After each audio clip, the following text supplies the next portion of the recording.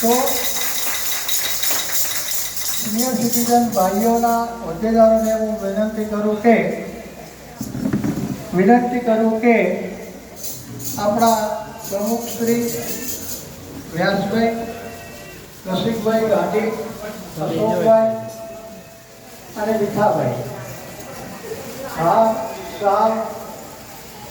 Cover થી રોહિણીબેનનું સન્માન કરે.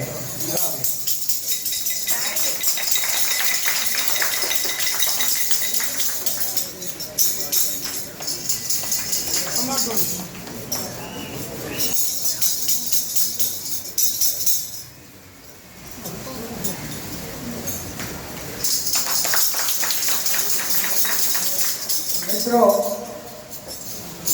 હવે આપણા આટલા દિવસના કથા કીર્તનના સમય દરમિયાન જે બહેનોએ તેમની સાથે રહીને કામ કર્યું છે અને સમ્રાટનગરના તામેશ્વર મહાદેવના પ્રાંગણમાં અમને જે ભજન, કીર્તન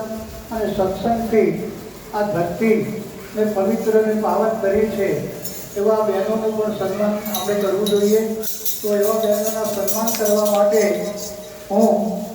પહેલાં તો રેખાબેન પટેલ, જે આપણા સમ્રાટનગરના આમ તો દીકરી જ કહેવાય, જેમને